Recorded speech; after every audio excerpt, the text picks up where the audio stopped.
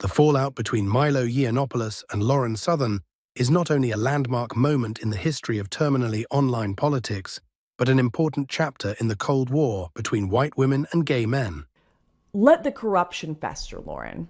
Or you're a whiny crybaby. No!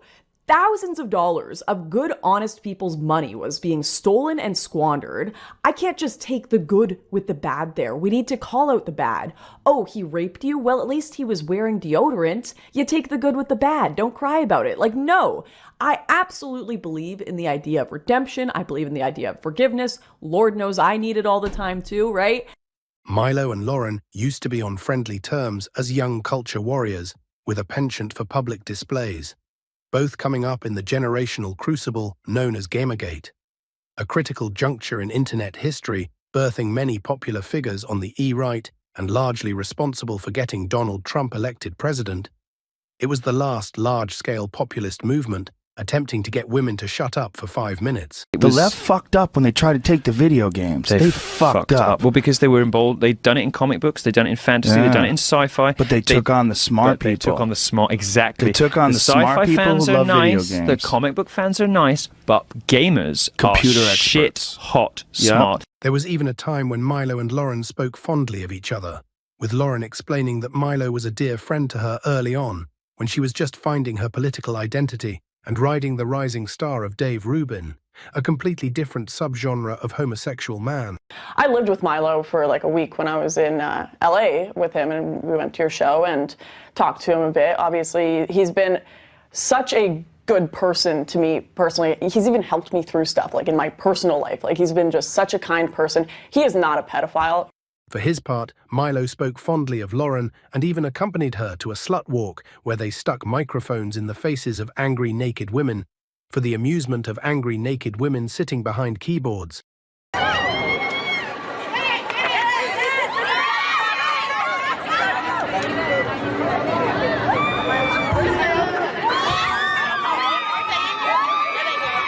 All seemed congenial between the two dissident darlings, until Milo was soundly drummed out of polite society after defending pedophilia, while simultaneously admitting to being molested himself. So, like I said earlier, if it weren't for Father Michael, I would have given far less good head. I mean, there was a real Father Michael? So much less. He's going to get killed now. But who is Father Michael? I'm not. No, I bet there's a real dude. I should maybe suck his dick for real. Don't make me. I was quite enthusiastic about it. I thought my English teacher too. How old was he at the time? I don't know. He's quite young, quite hot. Really? Yeah. This led to Milo abandoning his position at Breitbart as the inexplicable technology editor and being stripped of most of his mainstream clout. A good Greek, however, never stays dead, and before long Milo was charting a course back into the headlines, driven primarily by what he termed the Vault, a hard drive containing a wealth of the blackmail material he had accrued on a variety of alt-right figures.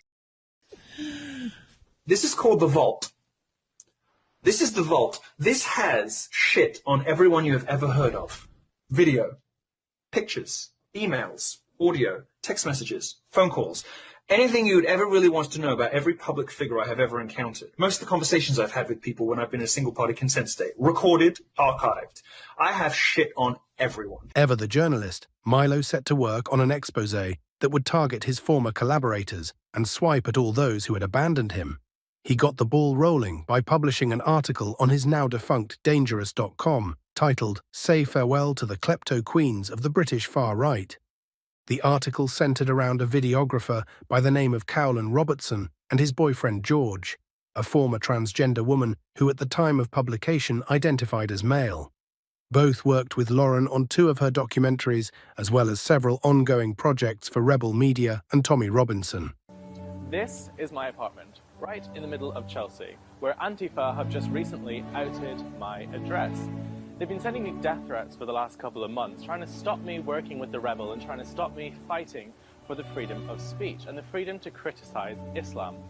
Milo describes more than a dozen former co-workers, friends and acquaintances, say Cowlan Robertson and George Llewellyn John, bragged to them about betrayals, thefts, frauds and sabotages, including a secret, years-long collaboration with a George Soros-funded far-left activist group that endangered the lives of Gavin McInnes.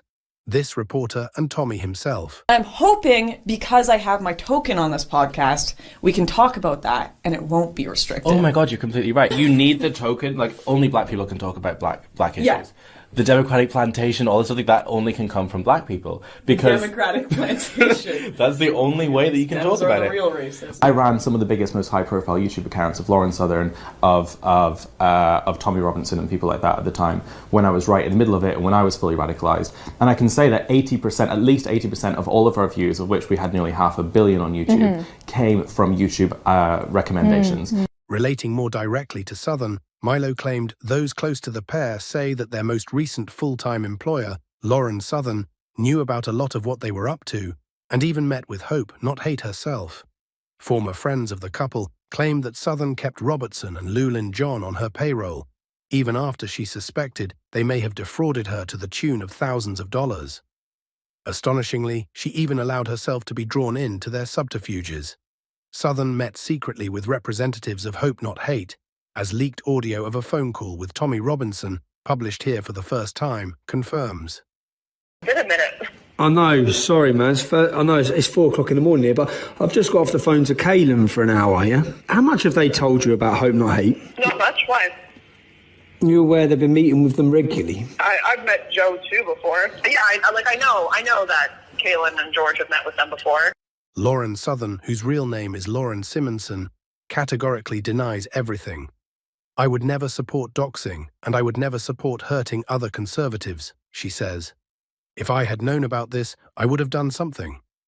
Robertson remembers it differently, or so he says. He claims that he discussed his projects and operations with Southern, and that she enjoyed being informed about them, and even provided suggestions as to whom they might hit next. Only Hope Not Hate is putting people undercover in the alt-right. This is an activist brand for the modern age, with the identity itself inviting action. The new brand makes it easy to rapidly react to current events. It feels like it belongs to you, but also to everyone. Use the hashtag, modify the branding, and make it your own. While they both initially denied these meetings, it seems Cowlan indeed moved fully towards the left politically in subsequent years, casting new light upon the original claims of subterfuge and playing the other side. And just so that people understand, why isn't doing a video in a no-go zone, why isn't that part of the answer? To show people what's happening on the ground, if it's an accurate representation. Well, I think if it's with a commentator who doesn't have an interest in showing exactly what's going on and is there with an incentment to cause chaos, then it's probably not the most healthy way to do it.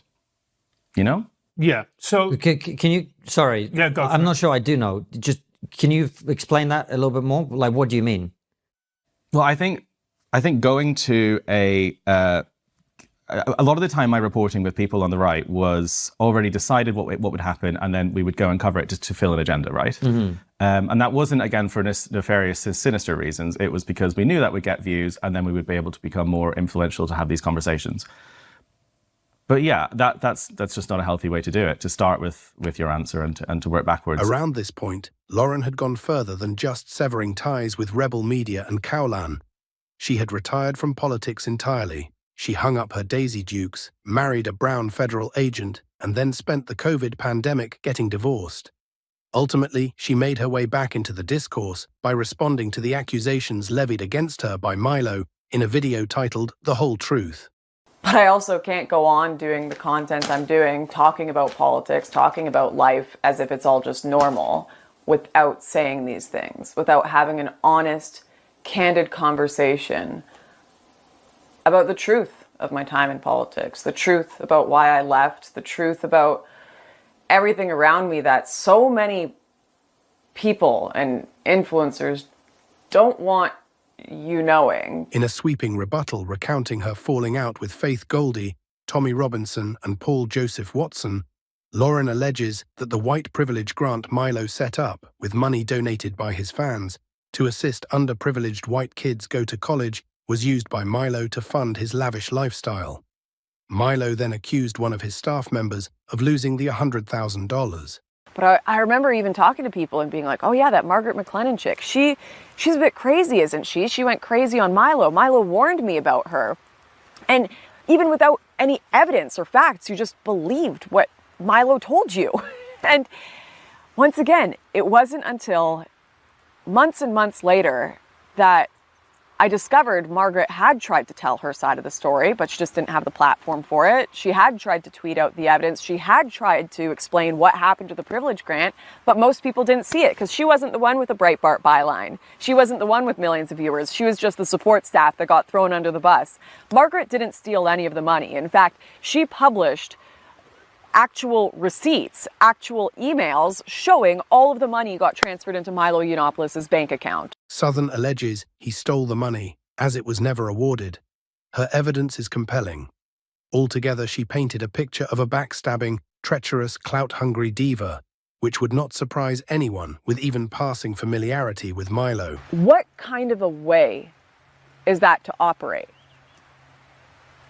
I still it's crazy because looking at this, it's like, what the fuck? Who does that to people? And somehow this is still more sane than half the shit we're going to get to in this video.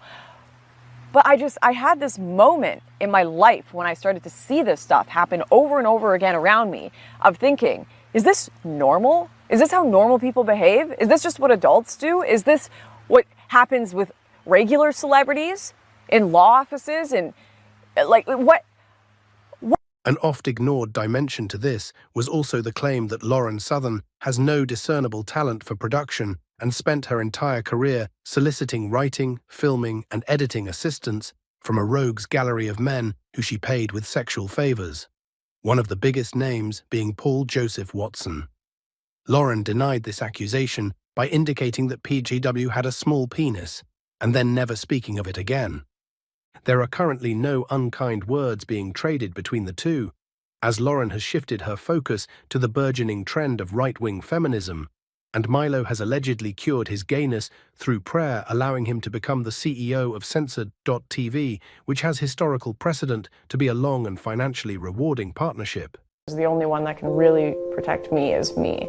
And I think women are having to learn a lot of hard lessons. When it comes down to it, you are sometimes your first and last defense.